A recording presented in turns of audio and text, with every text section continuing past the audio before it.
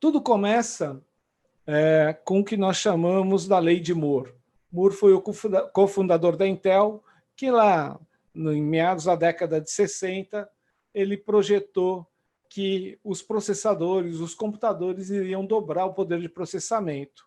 Ao fazer isso, geramos uma curva exponencial e começa a intensificar a quantidade de mudanças que temos na sociedade. As nossas gerações que estamos aqui, nós estamos vendo muito mais mudanças do que 10, 20, 30 gerações juntas, né? Talvez a pessoa que viveu no século XVI e a pessoa que viveu no século XVII enxergasse similaridades. Mas a partir do que nós estamos vivendo, do século XX, e principalmente agora, no início desse século XXI, a gente vê como o processo de mudança é extremamente acelerado, né? Isso desencadeou o que nós chamamos da quarta revolução industrial, né? Com a integração da internet das coisas, das redes, dos sistemas cyberfísicos, e isso também trouxe aquele conceito da transformação digital. Esse slide é interessante porque ele mostra uma linha do tempo onde a gente enxerga o surgimento de unicórnios. Unicórnios são startups que chegam ao valor de mercado de $1 bilhão. Se vocês olharem, de 2011 até início de 2014, você tinha alguns unicórnios nascendo. Um Airbnb, um Dropbox, um SpaceX, um Evernote, um Uber. Mas percebam que a partir de janeiro de 2014, a densidade, a quantidade de unicórnios começam a aparecer. O que eu gosto de mostrar nessa imagem, nesse timeline, que isso só foi possível porque a tecnologia está democratizada. A tecnologia, tanto para uma pequena como uma grande, uma média empresa, está disponibilizada.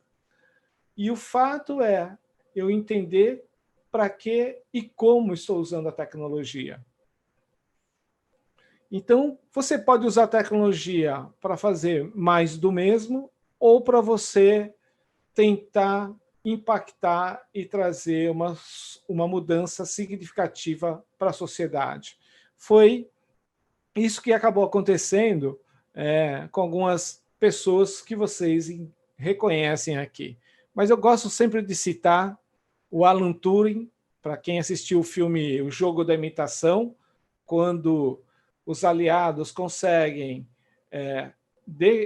decodificar as mensagens criptografadas dos nazistas, foi graças à máquina de Turing, talvez um dos primeiros computadores aí que nós temos na história, e isso provocou, desde então, um processo contínuo e exponencial na aplicação dos computadores, né, no nosso mundo.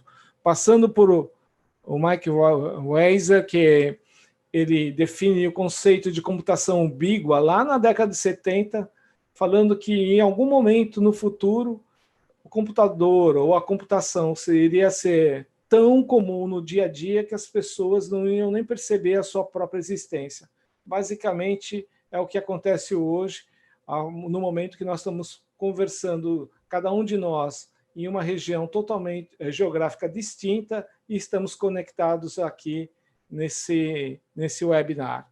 E passando por Steve Jobs, né, pensando no fundador da Amazon, Bill Gates e os cofundadores da Google.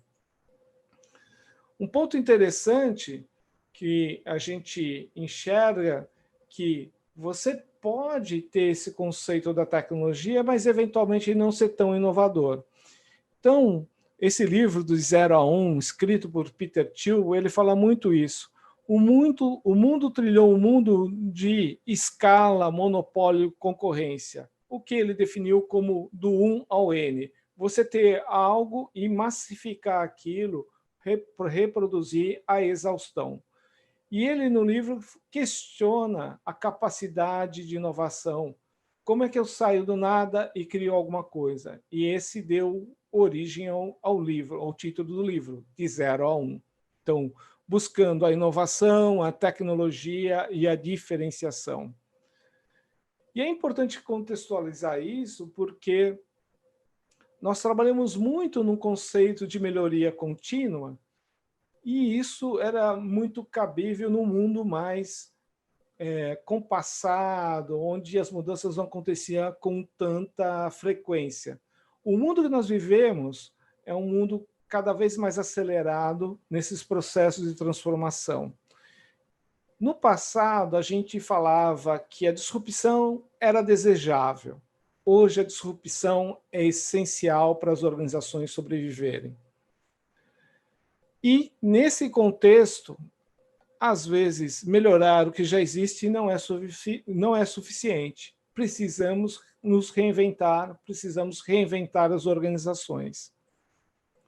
Essa foi uma brincadeira que o Steve Jobs fez no lançamento do iPhone, quando ele começa a falar do conceito do iPhone e das pessoas que olham para o retrovisor para projetar futuro. Então, olha, na cabeça das pessoas o iPhone talvez teria um teclado de disco e a base seria o próprio iPod. E aí é um grande ponto falar sobre que o passado nos trouxe até aqui. Temos que ter muito orgulho do passado das organizações, do nosso histórico como profissional, mas ele não nos levará para o futuro. Temos que trazer novos conhecimentos, embarcar novas experiências para nos prepararmos para esse futuro. Como dizia Alvin Toffler, os analfabetos do século XXI não serão aqueles que não sabem ler e escrever, mas aqueles que não sabem aprender, desaprender e reaprender.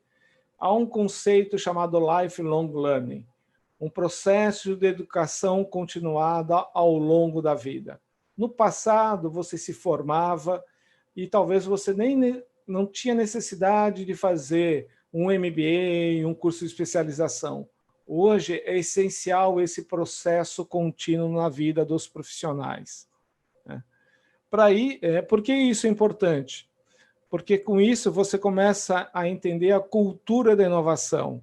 Você sai da sua zona de conforto, atravessa a zona do medo, do novo, e começa a zona do aprendizado, onde você começa a identificar a solução de problemas. E a partir desse momento você vai para a zona de crescimento, expandindo a sua visão, expandindo as possibilidades que você pode ter nesse novo contexto. Quem iria dizer que home office seria alguma coisa praticada de forma comum no momento como nós estamos vivendo?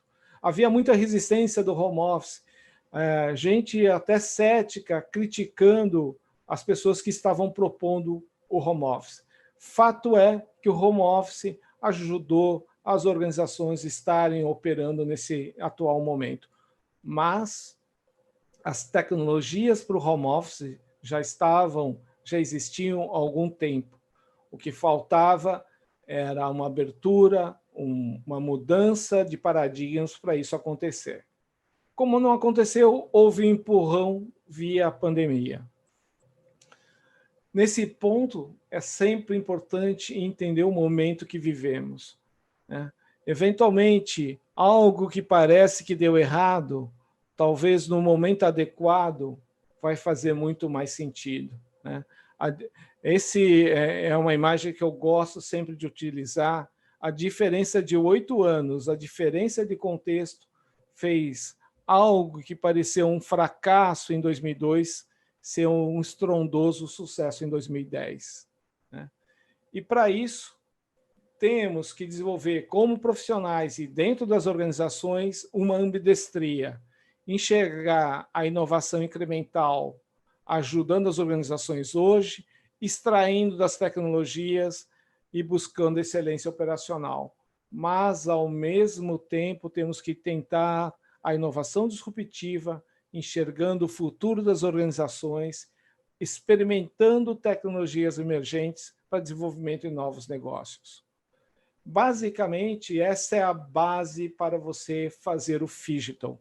O Phygital é a fusão do mundo físico com o mundo digital. É um você trazer a melhor experiência do mundo físico do mundo digital. Somos seres analógicos e gostamos das experiências analógicas. A gente não tinha no passado as tecnologias que permitiam gerar esse conceito digital. Então, alguns exemplos para vocês. Esse é um exemplo de uma cadeia de supermercados chamado Tesco Home Plus, que entendeu que o sul-coreano é o segundo povo mais workaholic do mundo. Essas pessoas não têm, esses profissionais não têm tempo para ir no supermercado. O que eles fizeram? Brincaram de ser um Netflix da área de supermercados.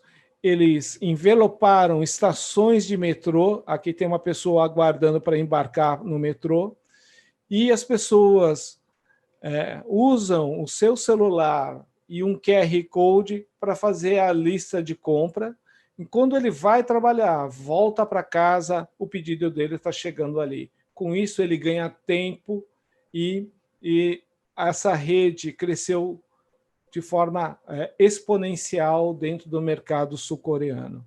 Outro exemplo que eu trago para vocês foi um evento que eu colaboro, um evento do Rock in Rio chamado Game XP, que ele mistura o conceito do mundo analógico e o mundo digital. Vocês estão vendo aí a maior tela de games do mundo, isso na última edição da Game XP, onde você tem experiência de pessoas presencialmente ali, no mundo físico, mas interagindo também nesse mundo digital. Ou algo, talvez até não tão recente, como é o Disney Magic Band, que permite as pessoas que estejam lá dentro do parque da Disney ter essa pulseira que permite acesso ao quarto dentro do hotel, acesso ao parque e uma série de experiências que são geradas através do uso dessa pulseira. Ou então, a referência do Amazon Go, né? Essa loja da Amazon onde não existe nenhum atendente. Você entra, pega o que você quer, sai e você tem a experiência do mundo analógico, mas com toda a tecnologia utilizada para você viabilizar essa compra sem um contato com um recepcionista, um vendedor. Isso acontece através de tecnologias de sensores dentro dessas gôndolas e a tecnologia de visão computacional que consegue mapear as pessoas dentro dessa loja. Outra experiência é o Samsung Watch, mas pode ser qualquer outro relógio inteligente, onde você usa para atividades físicas e via o aplicativo você consegue se ver comparado com outras pessoas que estão fazendo atividades físicas e usam o mesmo aparato, o mesmo relógio. Isso cria uma certa motivação para as pessoas ao menos se manter na média ou, enfim, em posições de maior destaque. Então, também, novamente, fusão do mundo físico do mundo digital.